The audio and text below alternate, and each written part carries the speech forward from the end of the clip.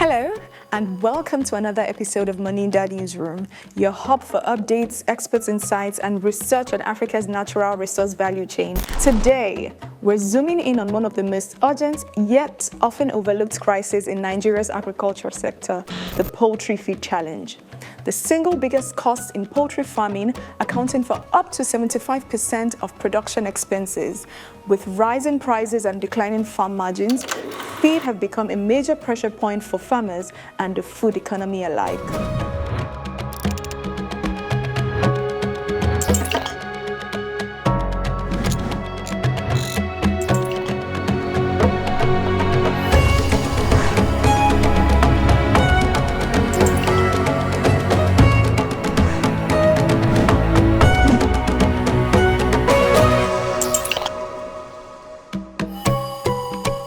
To unpack this critical conversation, we have Obinna Nwaolikpe, the Director of Sales Operations at Domena. Great to have you, Obi. Thank you very much. Fantastic. So statistics show that poultry feed is set to account for up to 70 to 75% of production costs, making it the single most important input into poultry farming. So from your perspective, why is feed considered the backbone of the industry, and why should everyday Nigerians, not just farmers, care about this? So poultry feed isn't just a major input. It is the business because it accounts for the bird growth, bird health, quality of the egg, the quality of meat, basically. So, and ultimately the profitability of this whole enterprise, basically. So the feed is the business. From your response, how does the quality of the feed influence, what Nigerians consume? So, unfortunately, the Nigerian poultry industry has been battered with skyrocketing prices of the feed. This is as a result of, crucially, the subsidy removal in 2023, which affected the prices of major raw materials including maize, soybean, and other raw materials. So the challenge now is, how do we produce quality feed without compromising on quality? Basically because cheap feed with low nutritional value is not good economics, basically. So the whole idea is to produce a feed that gets the birds to optimal weight while eating less and also keeping them active and healthy. Therein lies the challenge. When feed performances improve, it aids the profitability of the business. Farmers earn more because the birds get to the required weight in a shorter time, making them not spend too much on feeding and then selling at a shorter period, therefore making the business very profitable. So at scale, such a solution not only contributes to profitability of the enterprise, but also to the nutritional intake of the populace, considering poultry contributes to almost everything in our diet: eggs, meat, sausages, and pastries. So basically, it's all encompassing in what we take. Yeah, so even if you think you don't eat egg, or you say you don't eat chicken, of course you eat pastries, you eat meat, you eat sausages, you eat those things, so they're there. So it's very vital to turkey. For those that don't eat chicken, they eat turkey. Yeah. So that's all part of poultry birds. So if the feed quality is compromised, what risks are we exposing consumers to? Is this just simply a farmer's problem, or it's a national concern? I'd say it's a national concern. In 2021, according to the Poultry Association of Nigeria, they estimated that we consume over 400,000 metric tons of meat. And then also in that same 2021, the Ministry of Agriculture estimated the population of poultry birds to be around 180 million birds. And then all of this is integrated in what we eat, what we consume generally, be it meats, eggs, pastry, or sausages. Now, if all of this is kind of entwined to the poultry industry, then it's a national crisis. If we do not curtail the problems that we're seeing, it's going to be big nationally. So when farmers cut corners on feed because of rising costs and all of that, it generally tells on the quality of the bird. We end up being malnourished because the birds that are eating this feed are malnourished, basically. So it's a full chain that streams to us as the populace. Okay, so in essence, when the birds consume bad feed, we eat bad meats. Basically, and bad eggs and bad sausages, yeah.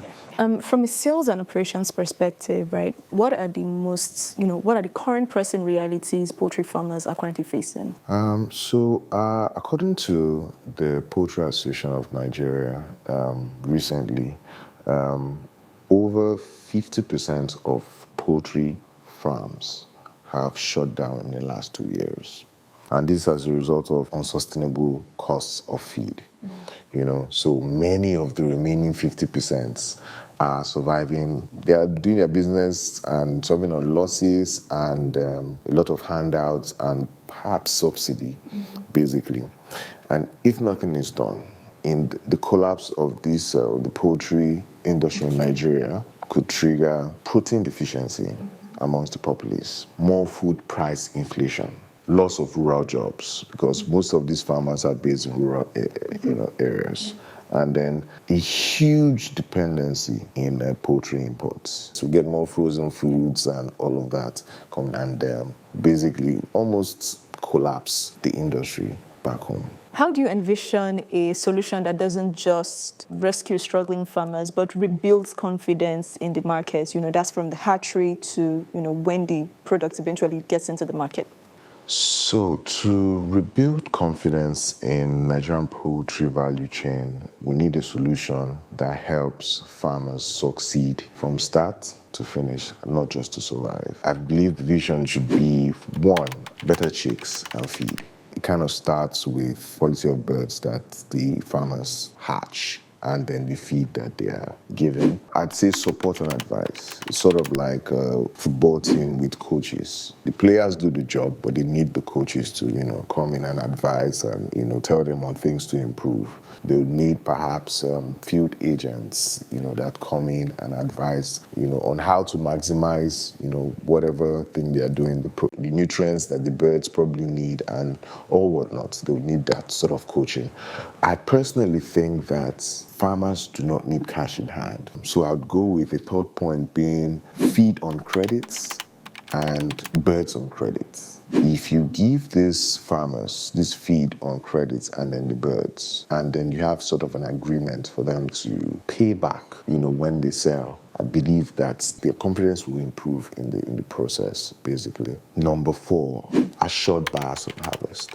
If the farmers are assured that when their birds get to the age where they need to be sold, or if they start producing eggs, there is a ready-made market for them to sell to, confidence will grow. So by partnerships with companies that use these products, with the farmers, gives them that confidence, to go ahead and do their business.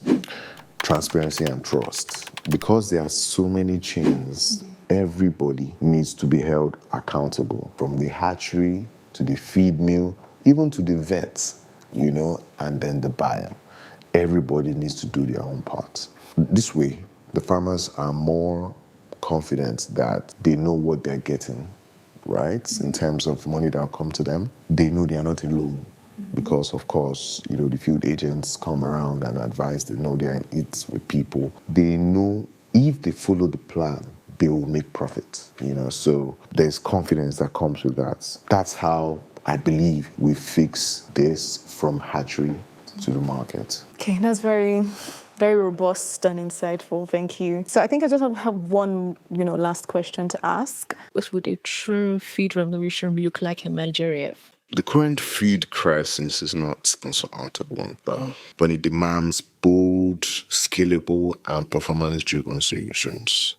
Ones that address both the economics and the science of the poultry nutrition. The opportunity to transform Nigeria's poultry sector and safeguard national food security lies in innovation, local production and supply chain, and systems designed to work for both the farmers and the consumers.